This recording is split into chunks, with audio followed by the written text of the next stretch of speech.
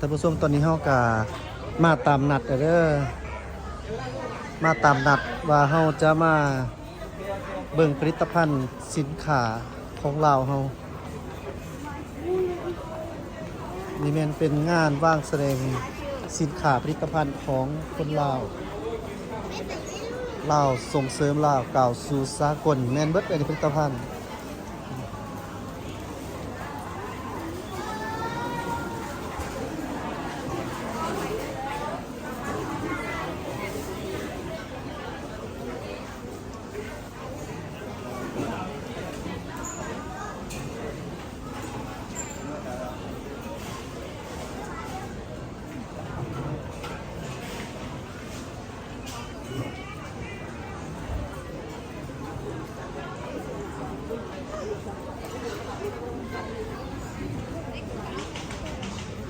เขาอยู่จุดนี้ก็เป็นโซนหนึ่งเป็นศูนย์อาหารของศูนย์การค้าอยู่จุดนี้มันเป็นบอนว่างแสดงสินค้าตึกเก่านะสันพงส้มตึกเก่าเพราะว่าเดี๋ยวนี้มันมี2ตึกเด้แล้วเขาเจ้าสิก่อสร้างอีกตึกใหม่ก็จะเป็น3ตึก4ตึกเกินไปละตึกเก่าส่วนใหญ่มันเขาเจ้าใส่ในส่วนที่เป็นงานเทศกาลวางสินค้าส่งเสื้อบางโซนนี่ก็มันก็บ่ได้แม่นแต่ของลาวหรอกท่านผู้ชมที่เฮาเบิ่งนี่มีสินค้าจากต่างประเทศคือจังซี่นี่เป็นสินค้าจากต่างประเทศก็มีเนาะแล้วก็สินค้าของลาวแท้ๆนี่ก็จะมีต้องเอาเงินวางใส่เสื้อซาผงมหาเมฆแห้งคอกค่ำ100%นะท่านผู้ชมเบิ่งเอาเนาะนี่อันนี้เป็นผลิตภัณฑ์สินค้าของคนลาวเฮาเลยนี่แล้วก็สำคัญเลยเขาจะติดราคาเป็นเงินกีบ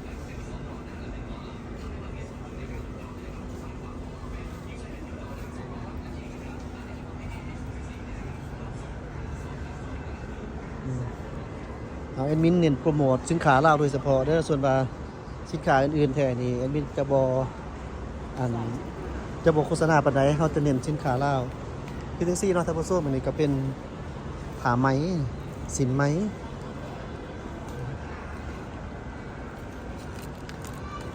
280,000 กีบ380,000 กีบ480,000 กีบเป็นฝ่ายลาวเฮา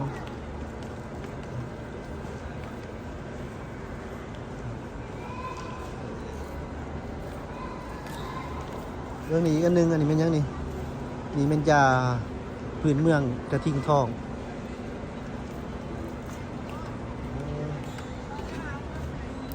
คีเมนฝุ่นผสมผึ่งดอกผลิตอยู่ไสนี่อยู่แพงไหนฮะอยู่เวียงนี่ปะอ๋อสินค้าผลิตอยู่เวียงจันทน์เฮานี่เด้อมียาพื้นเมืองมีตัวน้ำมันงาขาวมาอุดหนุนซอยเพิ่น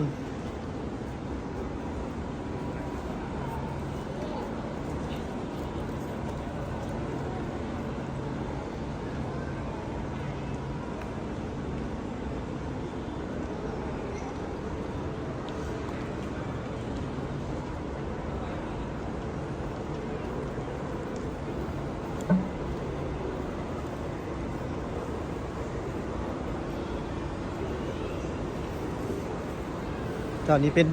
เวทีของเพิ่นเด้อเวทีแสดงกะเขียนใส่ว่างานผลิตภัณฑ์ลาว Made in ลาว2023ฟื้นฟูเศรษฐกิจส่งเสริมผลิตภัณฑ์ลาวกล่าวสู่สากลเอาที่ว่าแม่นเพิ่นจัดใหญ่ได้นี่แต่ว่าเฮาก็บ่ได้มาร่วมมือที่ว่าเพิ่นเปิดท่านผู้ชมก็เบิ่งตามนี้นี่เฮาก็จะเห็นว่าเป็นบูธเนาะเป็นบูธวางแสดงสินค้าก็มีโรงงานทอโฮงค่ำนี่ก็ของสีมือของคนลาวเฮาเฮ็ดเนาะนี่เป็นทอประเภททอพลาสติกยังละครบเบิดเลยแหละนี่นะเจ้าสนใจก็สอบถามได้เด้อนี่นะ อะไรนี่แม่นเป็นอุตสาหกรรมการค้าแขวงจำปาสักโอ้นี่แขวงจำปาสักนี่นะท่านสินค้านี่แม่นผลิตภัณฑ์ของเพิ่นเบิดเลยนี่อันบริสุทธิ์ ปาตะสนมีมุ้นเสือดูมันนาทายมีน้ำใจเสียสละ สบายดีแล้วอันดำซีอย่างหนึ่งก็เป็นผลิตอยู่จากภาษากประเดี๋ยวกันอ๋อ ในตัวภาษาอังกฤษ15,350กิโลเมตร พวกสีเขากับแมนเป็นอันเป็นของคนลาวเขาผลิตเองบ่หรือว่าต่างชาติมาสัมปทานที่มาบริษัทอ๋อแต่ว่าผลิตอยู่บ้านเฮา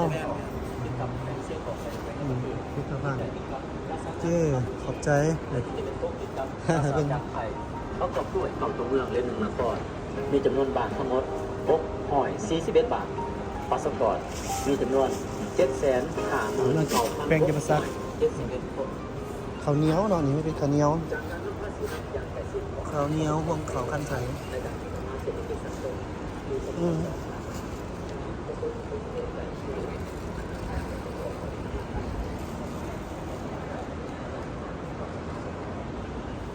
ว้าววัดภูจำปาสักวัดภูจำปาสักวัดภูจำปาสักเห็นแล้ววันนี้นะว้าว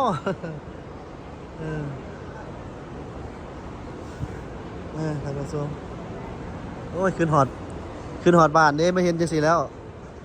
เห็นจังสีแล้วขึ้นหอดบ้านโอ้งามหลายเป็นจัดงามหลายว้าว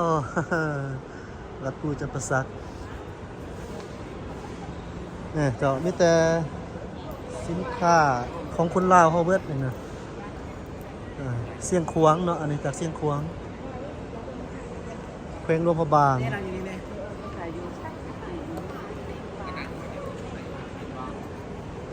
แขวงบ่อแก้วแขวงสวรรณเขต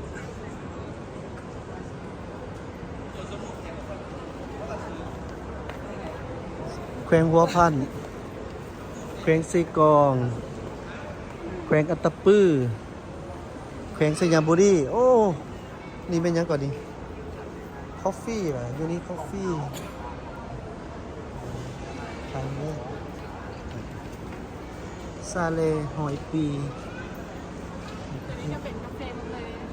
ก็จะมีตัวเป็นซาเปลือกกาแฟอันนี้จะเป็นซาเปลือกกาแฟแล้วตัวนี้จะเป็นกาแฟเปิดบาง แต่ทุกอย่างนี่มันเป็นของคนลาวเขาเองป่ะ แม่คนคล้ายเจ้าของจะเป็นคนอเมริกาเนาะแต่ว่า อเมริกาว่าลงทุน เราเป็นผู้คล้ายๆมาช่วยเหลือส่งเสริมประชาชนของ อ๋อ ใช้ประชาชนมาปลูกขายให้เรา โอเคเข้าใจแล้วผลิตอยู่แขวงหัวพันแม่นบ่ โดยแข่งหัวพันธุ์ปลูกแข่งหัวพันธุ์เลย สินค้าก็มีหยังแหน่สินค้าเฮามีกาแฟมีหยังแหน่เฉพาะแต่กาแฟบ่แม่นบ่ส่วน โดยถ้าเป็นของบริษัททำไมมีแต่กาแฟได้ไหม ซาแดงนี่นี่ ของแขวงมันจะมีซาแดงแล้วก็มีข้าวเนาะแต่ว่ามันจะเขาเจ้าไม่ได้มาวางซาแดงเขาเจ้าจะใหญ่เป็นบูธต่างหากของเจ้านะนอกจากนี้ก็ยังมีผ้าไหมหรือว่าอาหารเป็นเจลนะคือฟ้านี่จะมีไส้อัวกับเจลปลาบ้าง เจ้าปลาบำซ้ำเหนือขึ้นซื้ออยู่แล้วเนาะเจ้าปลาบำซ้ำเหนือ แต่ นี่ ว่าไม่ได้เอาลงมา แต่บ่เป็นหยังโปรโมทเพิ่นฮู้มันก็ได้อ๋ออันนี้นะเจ้า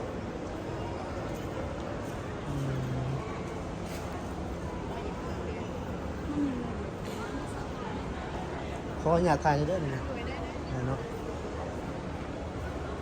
ยูนิคอฟฟี่ลาวของไม้บริษัทเฮาก็เห็นนี่เฮาก็ฮู้ว่าผลิตภัณฑ์เฮามีแบบนี้พอดีทั้งอายเองกับโปรโมทสินค้าลาวนั่นล่ะเป็นซองโปรโมทสินค้าลาวเกี่ยวกับประเทศลาวโปรโมทงานนี่เฮาก็ได้อันน่ะผู้เพิ่นแนะนำให้ทั้งงามทั้งเก่งเนาะทั้งน่ารักเจ้าโอเคขอบใจหลาย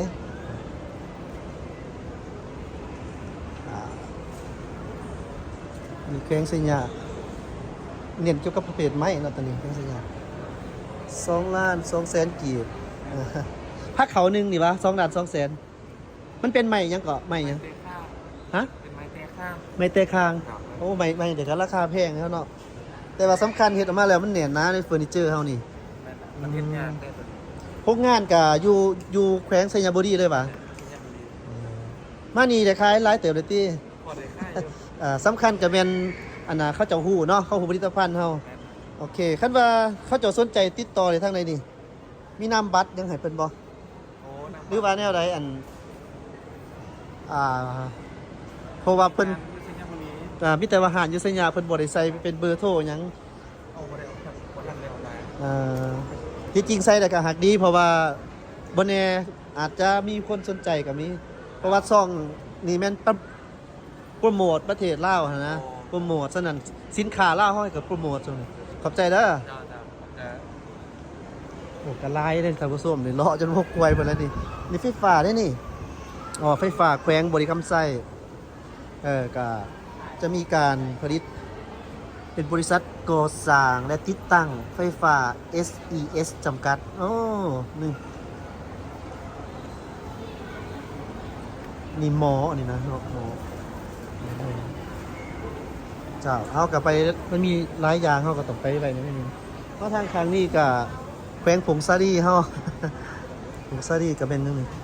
อันนี้มันซาบ่เนาะซาผงซารี 400 ปีอะ 400 ปีผลิตอยู่ผงซารีเลยมันบ่ โดย ที่ว่าซาพันปีก็มีอยู่หั่นบ่เขาจะว่านะ สาพันปีเขาไม่ได้เห็ด งั้นบ่ เพราะว่ามันต้นมันน้อย โดยแต่ว่า400 ปีนี่ก็หอมพวกก็แซ่บแล้วเนาะหอมมีทั้งเป็นแบบผงน้ำหวาเป็นแบบปันเขาเจ้าบรรจุใส่ซองแล้วก็เป็นแบบอันนี้ด้วย แต่ นะ อันนี้มีคงแบบเป็นกิโล อืม เป็นกิโลเขาจะไว้กินภายใน โดย อันนี้เอาไปให้ข้องต้นข้องฝ้าแล้วมันใส่กลับในงาน โดยโอเคผลิตภัณฑ์เหล้าเข้าลายเด้นี่นะลายแล้วนี่ขอบใจเด้อ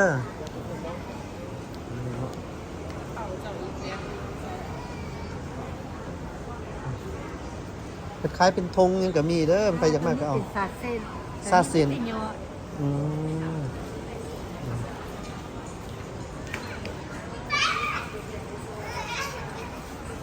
ไปเติมนี่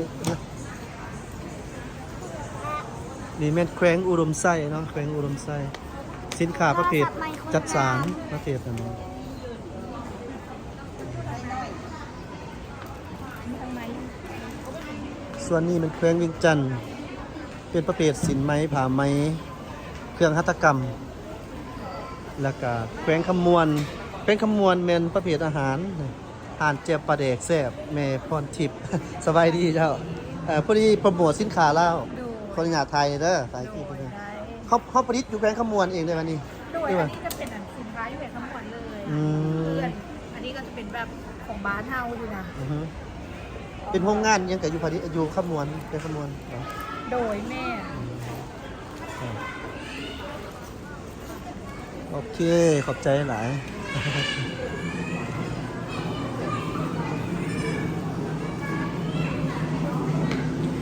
บริษัทปีโต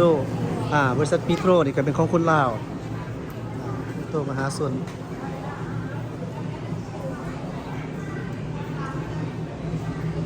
นี่ก็ล้วนแล้วแต่เป็นสินค้าของคนลาวครับ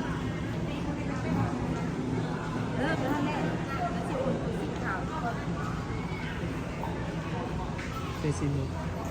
เดี๋ยวเขามาเบิ่งแบบนี้จุดนี้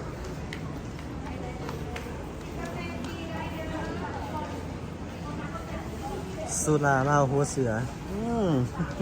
เห็นว่าของลาวผลิตภัณฑ์ลาวเริ่มหลายขึ้นเลยเป็นผลิตภัณฑ์ของบริษัทเบียร์ลาวเนาะนี่บริษัทดาวคอฟฟี่ซิมฟรีป่ะนี่ โดย โอ้ดีเดคอฟฟี่ของเมดาวเฮืองเฮาอยู่ตะประซักกันเป็นมาก ตัวนี้จะเป็นคาปูชิโน่เด้อไอ โอเคเดี๋ยวแป๊บหนึ่งเด้ออนุญาตแป๊บหนึง โดยตัวนี้จะเป็นรสวานิลาตัวนี้เลยเด้อ เจ้าเด้อ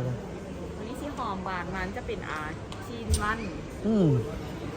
เน็ตคมหวานหน่อยนึงเนาะตัวนี้เนาะ โดย แล้วเป็นประเภทพวกบ่หวานก็มีบ่เป็นแบบไหนเป็นแบบเป็นอันซ่องแบบนี้วะหรือว่า เป็นกาแฟสดหรอ เป็นชุดแบบ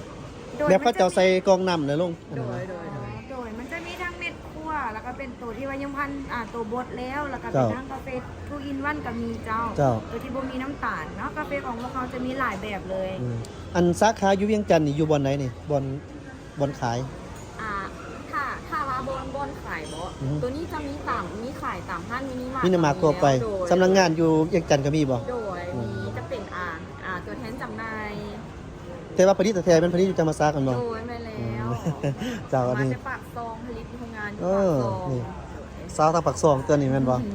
สาวเรีย สาวน ครับ จันทร์ สาวเวียงจันทน์แต่ว่าอันประดิษฐ์ก็เคยได้ไปพุ่นละบ่โรงงานละบ่ ไปแล้ว โอ้เจ้าแซ่บหลายก็ขอแนะนำนิดนึงทั้งเฮาเป็นซ่องโปรโมทสินค้าลาวก็ไปหมดทุกห้างสินค้าเพราะว่าเดี๋ยวนี้เฮาส่งเสริมให้คนลาวหันมาใส่สินค้าลาวให้หลายขึ้น แล้วเฮาก็โปรโมทให้เต็มที่เท่าที่เฮาเฮ็ดได้เนาะเพราะว่ามันเว้าเรื่องหนึงเดี๋ยวนี้เศรษฐกิจบ้านเฮาแน่เนาะกันเฮาใส่สินค้าภายในโดยที่ว่าตัวใดมันบ่จำเป็นนำเขาเฮาก็ใส่สินค้าของเฮาเองเนาะฉะนั้นก็มาโฆษณาช่วยกัน โดย คือว่าแซ่บเด้อเจ้าท่านผู้ชมแซ่บมีแต่ว่าเป็นไผมักคือส่วนตัวแท้นี่มันมักกาแฟแบบผงสดเดี๋ยวเวลากินน่ะก็แม่นเอาน้ำลงใส่ใส่น้ำตาลมันกินแบบสดๆมักแบบนั้น ตัวนี้เขา อ่า ทำมีกัน เป็นแบบ อยู่เบื้องหน้านี้หลาย พรีเมียมบ่เรียกว่าแนวใด กาแฟบ่ เดี๋ยวซิมเดี๋ยวไปให้เบิ่งแป๊บนึง ต้องมีแมนเลยตัวนี้ อ่า เป็นแบ็คคอฟฟี่ แบล็คคอฟฟี่ โดยข้างในมันจะเป็นซองถุงนี้จะมี50ซอง เจ้า แล้วจะมีก้นจะมีเป็นแพ็กตินัมก็มีพวกนี้มันเข้าเอาลงจอกนอนแล้วก็เอาน้ำร้อนใส่แล้วกินได้เลยตัวนี้นะเป็นแบล็คคอฟฟี่เป็นกาแฟสดแล้วเขากันยังมีแฮนด์ดิฟตัวนี้เป็นกาแฟที่กลิ่นคือซาไอ อ่าฮะ เวลาเขากินเขาแซ่กลิ่นคือซาเลย เจ้า จะเป็นแฮนด์ดิฟ ตัวนั้นแม่นว่าต้องได้ต้องคือเก่าแม่นบ่ ไอตัวนี้บ่ได้ต่อ โอ้แม่แต่คนกินเลย โอ้ยนั่นแล้ว คือคนกินเลยตัว เจ้า นี้กับคนกินเลย เจ้า แล้วพวกเป็นเป็นพวกคั่วเป็นอย่างเท่ากับนี้ตัวนี้เป็นตัวที่เอาไปบดเอา อื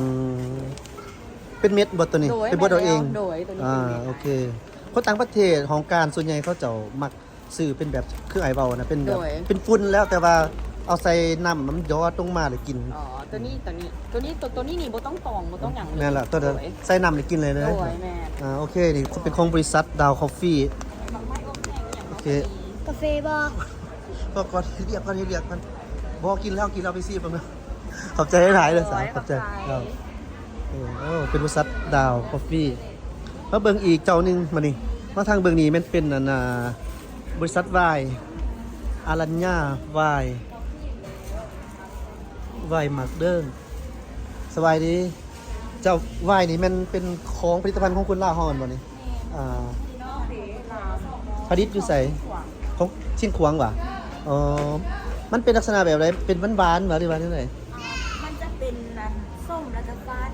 สมฝาด เดี๋ยวมันจะมีรูปภาพอยู่ในเสาเลยมันจะ โอ้อันนี้วะเพิ่นสกัดจากนี่เนาะหมักเลิ่งสิเนาะหมักเลิ่งบริษัทอ๋อมี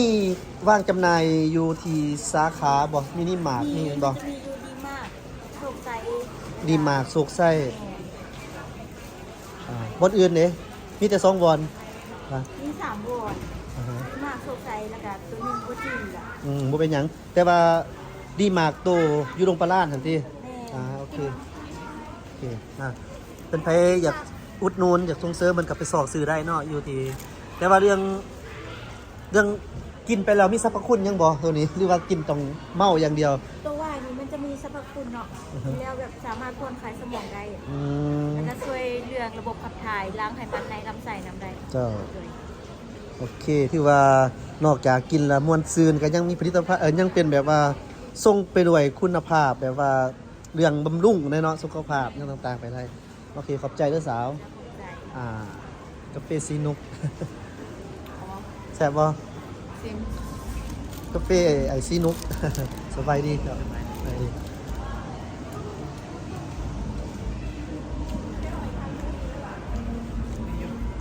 ซีนุกกาแฟนี่ก็มีหลายเนาะผลิตภัณฑ์เนาะ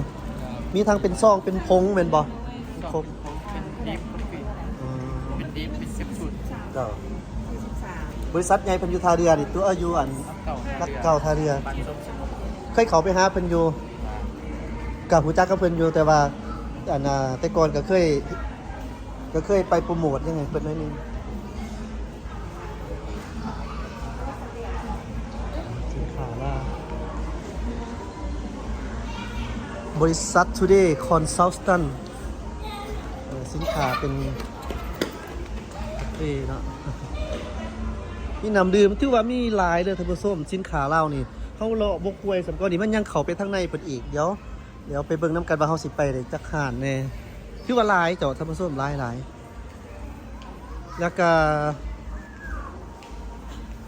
มิโตเทรดดิ้งลาวจำกัดนี่สินค้าประเภทพวกแบบเป็นยาท่ายังนี่ก็มีหลายได้ประเภทกันยาท่าโอ้มันยังก่อนนี้นะเอาเป็นวุ่นบานกระแลม ติ๊กไม้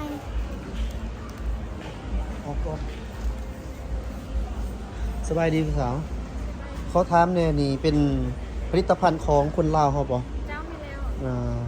เป็นเฉพาะไอศครีมกระแลมอย่างเดียววะหรือว่าเห็ดอย่างอีกวะ มันจะมีเป็นทางกะเล่มมันอะมีเสื้อโซฟาแล้วก็มีทางบางใบนะ แต่เป็นบริษัทของคนลาวเขาเฮ็ดผลิตอยู่เวียงจันทน์เท่านี้ปะโอเค อันนี้มันเป็นแบรนด์ใหม่เนาะเป็นแบรนด์ใหม่บอกซื้อ เป็นชื่อของกะเล่มบ้านๆ อันนี้เป็นแบรนด์ของเขาเองเลยเนาะโอเค เพราะว่าโปรโมทสินค้าเล่าวอันนี้ครับเป็นการโปรโมทจะมีคนหูจักหลายใครสนใจอยากซิมกับมาอุดหนูนเพิ่นได้ ตามหานมินิมาร์ทก็มีบ่โอเคขอบใจเด้อหลายอย่างเนาะครับผู้ชมกับหลายอย่าง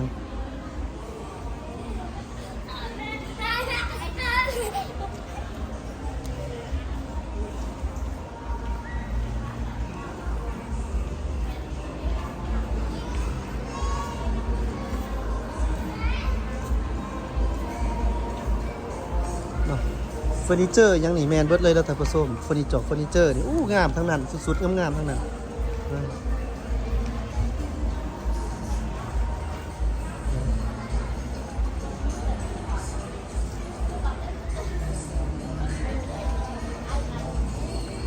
แล้วเขาก็สัมผัสที่ว่าหลายหานเนี่ยเนาะนี่คือนี่ก็เป็นเครื่องกสิกรยังก่อหัตถกรรมจักสานของเมืองสังทองนี่เมืองสังทองเขา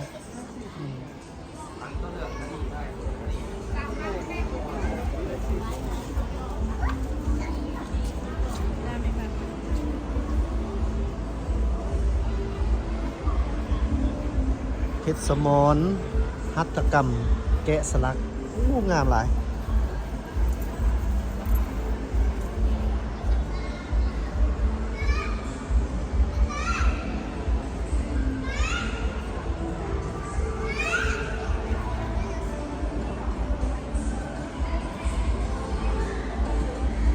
ดอกตรงนี้มีแต่แนวงามๆท่านผู้ชมคือว่าเฮากันยางเกือบควยแล้วได้อท่านผู้ชม